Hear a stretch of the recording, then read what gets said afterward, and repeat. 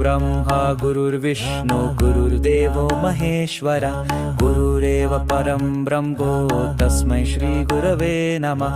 स्थावरं जङ्गमं व्याप्तं यत्किञ्चित् सचराचरं तत्पददर्शितं येन तस्मै श्री गुरवे नमः।